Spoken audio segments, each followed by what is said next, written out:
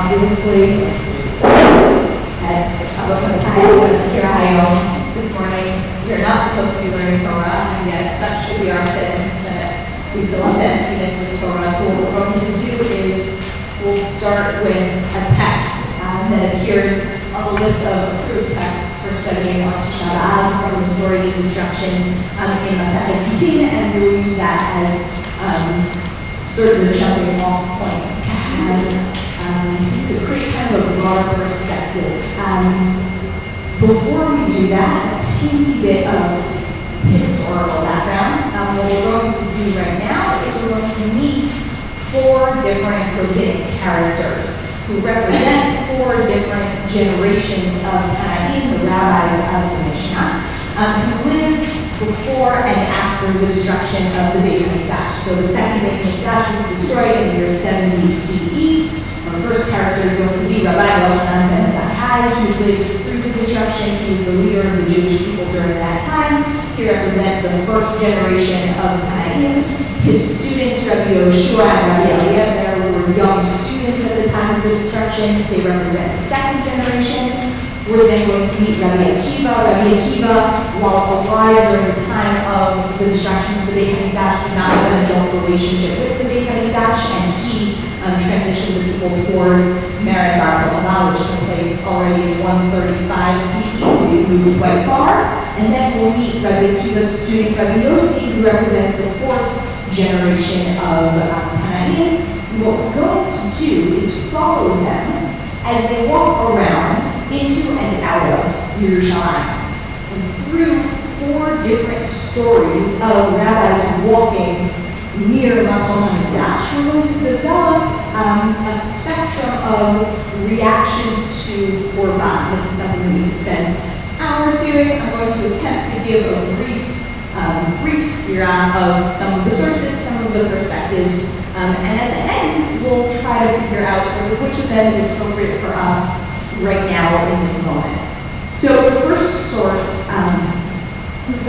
takes place in the middle of the tragedy leading up to the destruction of the Beit HaMikdash. Jewish leadership in Yerushalayim has splintered. The Romans have a siege around the city. The Zealots, represented in this story by the Bir Yomim, basically Jewish thugs wanting to rebel against the Romans. The rabbis said they didn't want to go along with this, they wanted to make peace. The Jews thought that they could survive the siege because they had warehouses full of grain. So the Zealots burned down the warehouses in an attempt to get the Jews to revolt against the Romans. It did not work, and instead everyone started dying of hunger. The story picks up here with Rabbi Yochanan ben Zakkai, the head of religious leadership in the city, as he tries to figure out what should we do next? What can I do to help this situation? So in source number one, we read, Abba Sikara Reish Biryone to Yerushalayim, Bar Achte Rabbi Yochanan ben Zakkai Hava. Abba Sikara was the head of the Biryone, the head of the rebels. And he was Rabbi Yochanan ben Zakkai's nephew. Shalach lei tabit sina ligabai. So Rabbi Yochanan ben Zakkai sends a message to his nephew, please come secretly to meet me. Right, we're on opposite sides of this divide. Please come meet me. Ata, amle aima aditu hafi b'kavlichule v'alma b'kafna. So Abba Sikara comes, and Rabbi Yochanan says to his nephew, how long are you going to keep this up? Everyone is dying of hunger. Amar lei ma'yavi di amina l'humite hatzuli. Abba Sikara says, you know what, I agree with you. This is not working the way we thought it was going to work. But if I try to suggest maybe a peace settlement, some kind of negotiation, you know what's going to happen? My crew is going to kill me. Why? I've convinced them that we can never give in. And so now it's too late. I've gone too far. Right? This is something that we see in historical revolutions sometimes, right? The rebel group gets so extreme that even once it's gone too far, it's too hard to bring them back. And that's the stage that we find ourselves in. Rabbi Yochanan ben Zakkai realizes that the solution is not going to be a negotiation within the city. He needs to get out. So he says,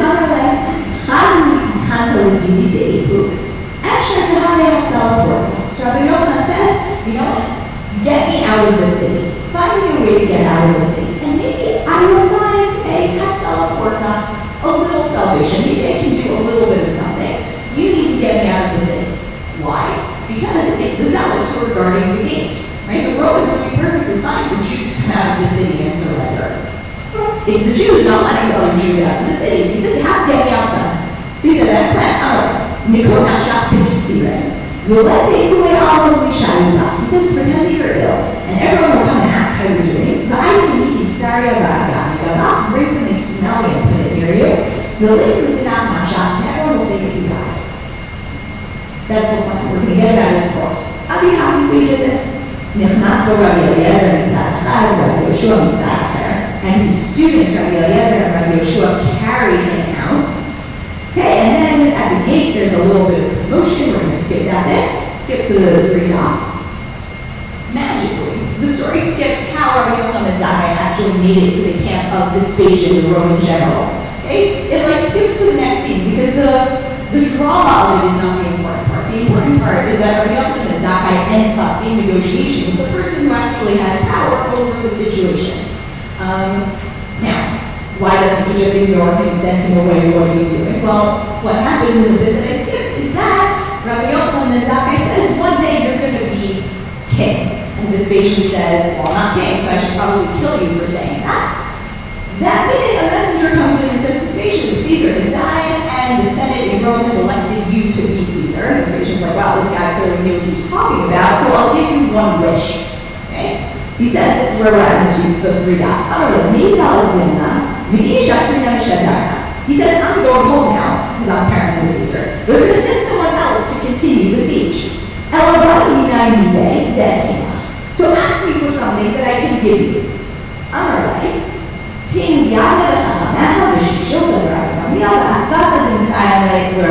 He asks for 3 things. Doesn't ask for 1, he asks for 3. He asks for the city of Yavne to be spared along with the Torah scholars who can reestablish the Beit Midrash in Yavne. He asks for the family of Rabbi Gamliel to be spared so that they can reestablish the princehood of the family of Rabbi Gamliel. And then he asks for a doctor for Rabbi Tzadok, which is a reference to an earlier part of the story where Rabbi Tzadok was very ill.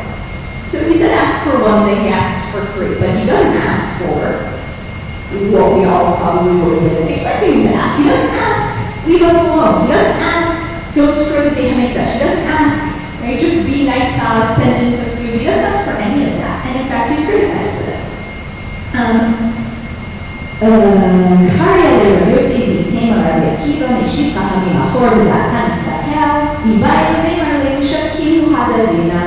Rabbi Yosef, even Rabbi Akiva later on, criticized Rabbi Yochanan and Zakkai by using the pasuk that says the wise become foolish to criticize his decision. He should have said, leave us alone.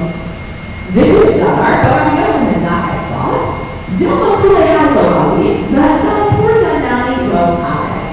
Rabbi Yochanan and Zakkai said, you know what, if I ask for that, maybe he's not going to do it.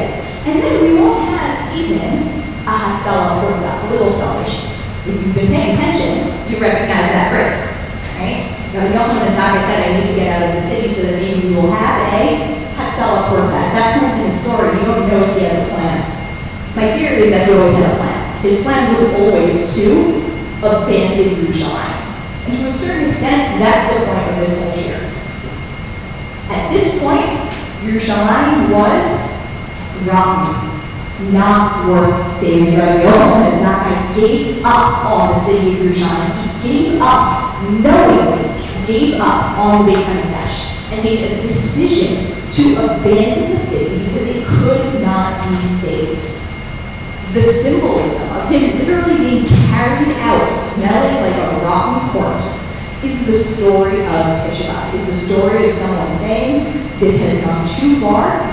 The divisions between the city, the loss of stable political leadership, we cannot save this city anymore. And so he is carried out with the plan to reestablish Judaism somewhere else. And it worked, right? We're all here because the Beit Midrash of Yavne has successfully reestablished Judaism based on Torah Shabbat Pat. And that was like a good thing. But the Tisha part of this is how tragic it is that he gave up, that he didn't think it was worth negotiating for Yerushalayim.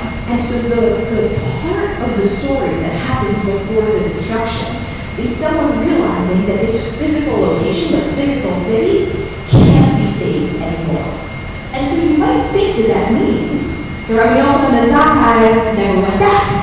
But in fact, he did. And in the next story, he's back in Yerushalayim with Rabbi Yoshua. Rabbi Yoshua, his student who carried him out of the city.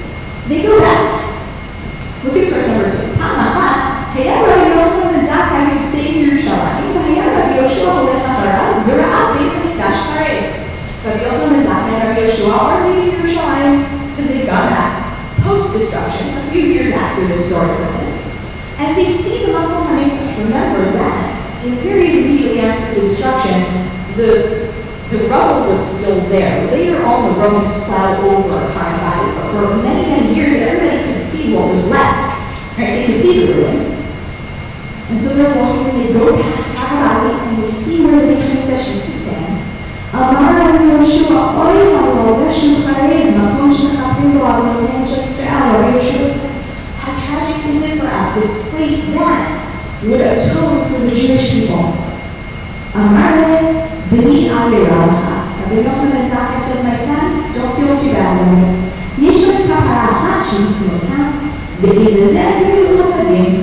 Rabbi Yochanan ben Zakkai says, we also have chesed, we can do actions. Rabbi Yochanan ben Zakkai has this perspective that says, sometimes you have to take drastic action, and sometimes God's okay with that. And so, put that action into practice, it's good to other people, and this is how we will move on from destruction. Rabbi Yochanan ben Zakkai needed to do this because he needed to save the people, figure out what the next steps were going to do. But Rabbi Yeshua, right, who watched this all happen, who watched the Beit HaMikdash be ripped out of his life, right? And he didn't take any action. He just sort of watched it all happen.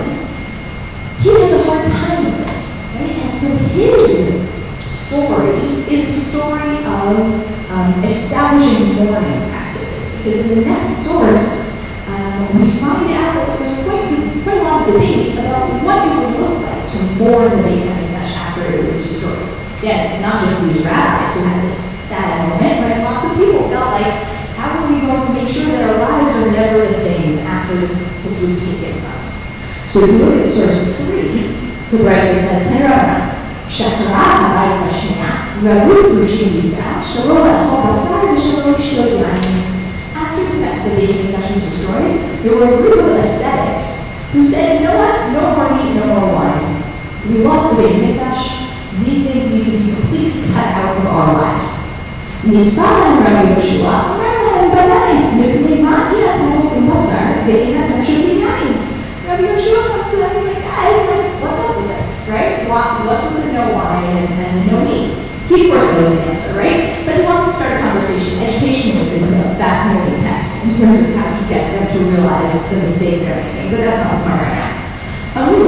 נאכל בשר שממנו מקריבים על גבי מזבח, ועכשיו בתל, we say, how could we eat meat that was brought on מזבח and gathered to מזבח?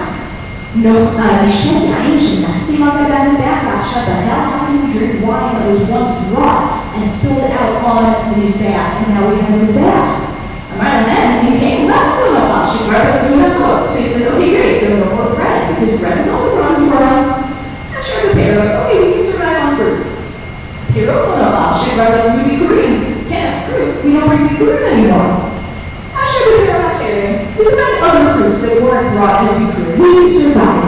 We are going to remove anything from our lives that was once part of the Mikdash, because how can we, relate to these things as regular moments in our lives when we have the Mikdash? And then he says, he says, I'm sorry guys, but water also was part of the service of the Beit HaMikdash. Shucks, they were quiet. They didn't have anything to say. So Rabbi Yeshua is convinced them that this is not the method, but what is the method? Amar lahem banai, bohu v'omar, shalom yitabel kol kahar yafshak, shekar zera. He's like, look guys, listen to me. It's true that we can't not mourn Yerushalayim. The Beit HaMikdash was destroyed. This did happen. But we lose another eternity that Yasha. She'en gozrim gzera al tzibur, ela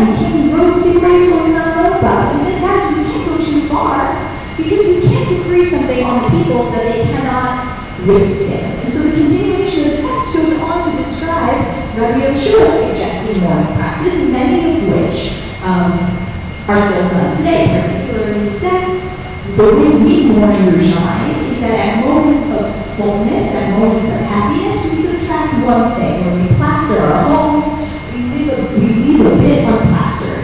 When we have a wedding, we put ashes on the forehead of the chatan, and to remind ourselves that in our fullest moments of happiness, we do not ever feel complete.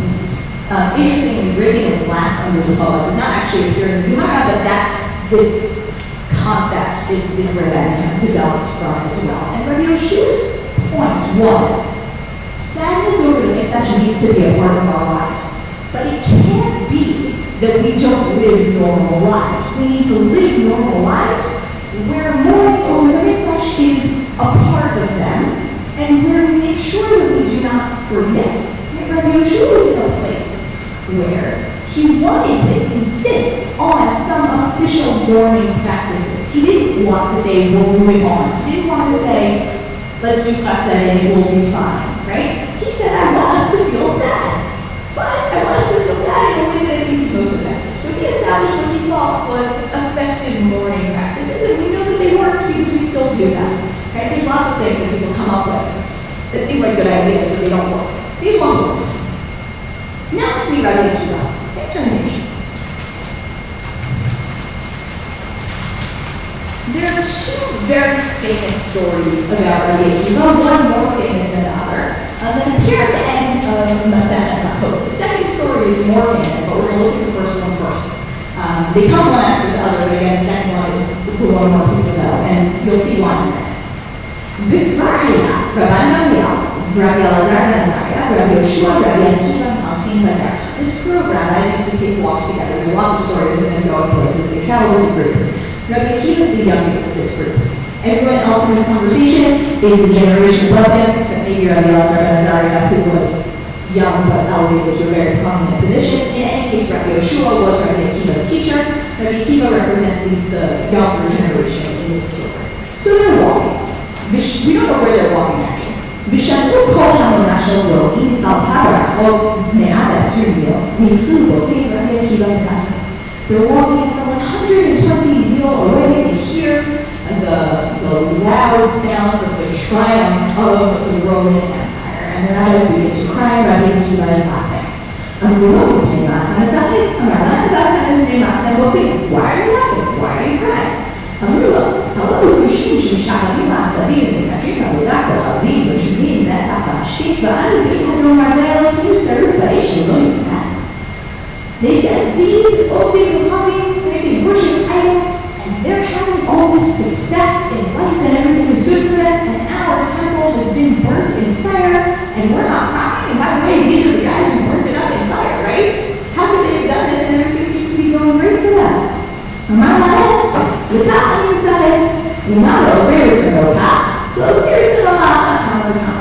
Akiva says that's not nothing. If the people who go against the will of God, this is what happens to them, imagine how great things are going to be for us. That's where this story ends. Rabbi Akiva makes a suggestion. Rabbi Akiva says, I have faith that God treats the good in good ways, and good things are going to happen. He has this optimism about him. But it doesn't seem to convince his friends, right? His friends are still in a place of mourning.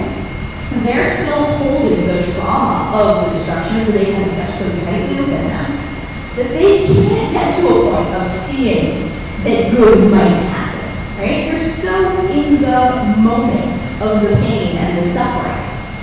So then we get to the next story, and as I said, this is the more famous one. Same group of rabbis going to Yerushalayim. From where you can see to Harabai, they tear their clothes because they see the destruction of the Beit HaMikdash. They're going all the way to Harabai. As I said, people used to be able to go there.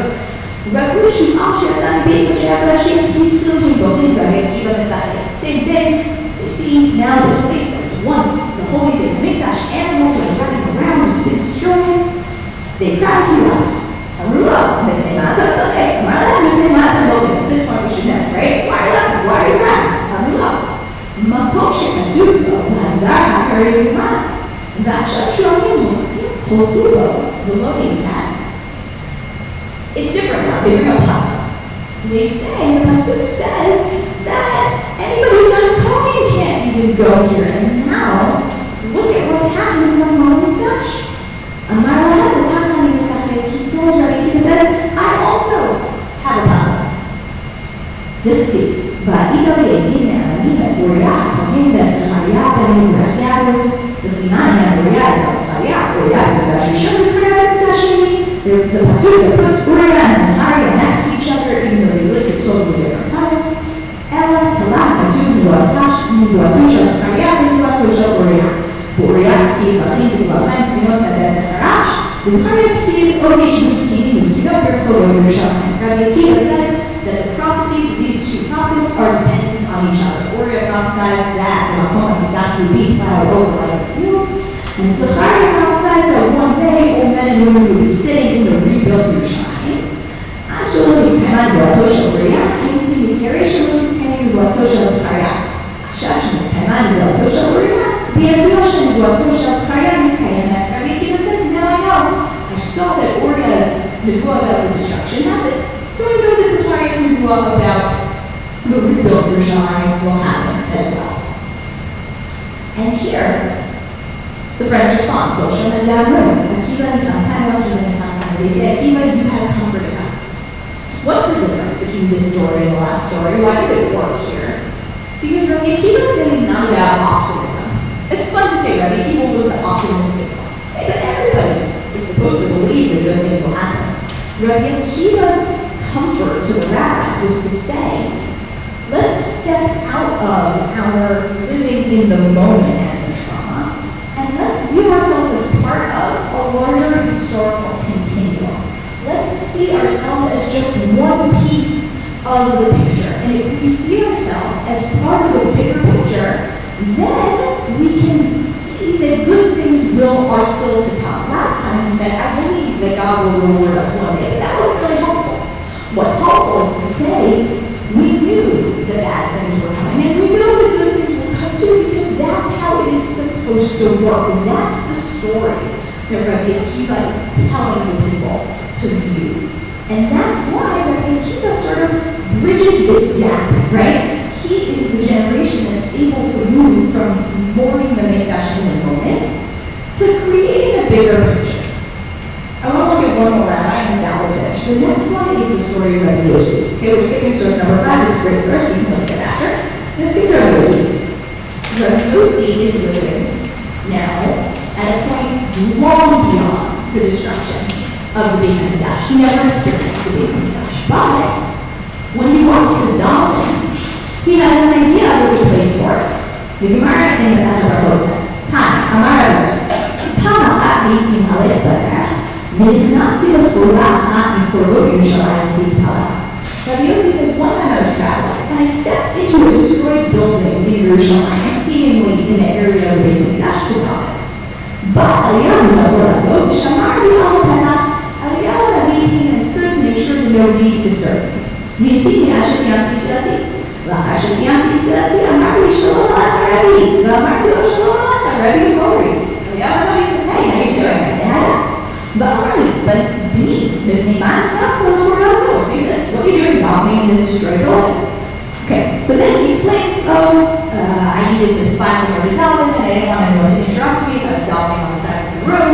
And Eliyahu says, still not a good idea, don't go to destroyed buildings to daven, just daven quickly on the side of the road. This is not a good place for you to daven, but that's not the interesting part. The interesting part is, if you look at line 1, 2, 3, 4, 5, 6. The 6th line towards that, V'amarli, B'ni, Ma kol shamata b'chor vazo. Eliyahu says, did you hear anything interesting when you were in this destroyed building?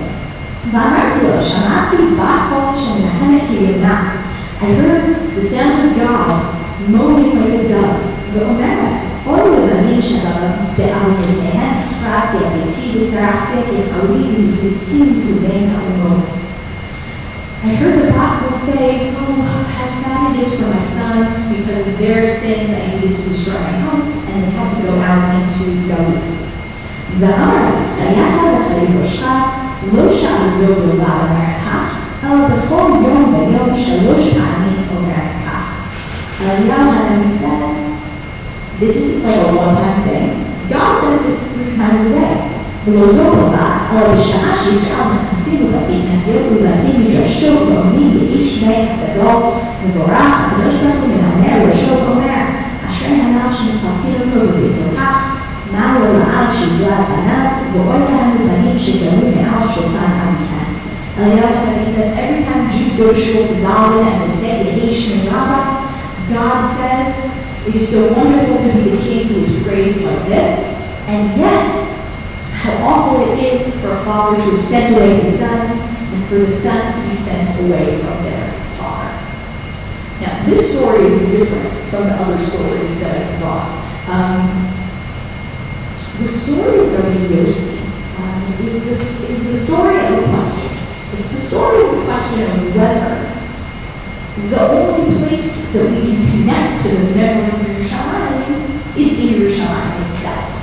Right? Rabbi Yoshua and Rabbi Yochanan and Zakkai and Rabbi Akiva and his friends, they all go back to Makom HaMikdash. It's not coincidence. They go back on purpose, right? To feel a connection and to feel sad and to try to figure out what's their next step. But when Rabbi Yossi meets Eliyahu Hanavi says to him, you should know that it's not just because you were standing in the rubble of Yerushalayim that you found out that God mourns the destruction of the Beit HaMikdash. God actually mourns the destruction just like you do. But he does it everywhere. Anytime the Jews come together to daven, we mourn the destruction. And so what we have here is 4 different stories. We have Rabbi Yochanan and Zakkai being carried out as a fake corpse from a robbing Yerushalayim. Then we have 2 stories of guys going back and feeling the sadness of the destruction. And then we have 1 story of someone who's basically being told, this is not the only place where you can feel this. And all of these reactions are correct reactions, right? Rabbi Yoshua feeling sad, and Rabbi Akiva saying, see the bigger picture, and Rabbi Yossi wanting to feel a connection. All of these are correct reactions. The question is, which of them do we take on Tisha B'Av? And the answer is that on Tisha B'Av, we want to be the people who feel the trauma. We want to be the people who struggle to be comforted. Right? The story of Rabbi Akiva and his optimism is really not a Tisha B'Av morning story. It is a Tisha B'Av afternoon story. Right?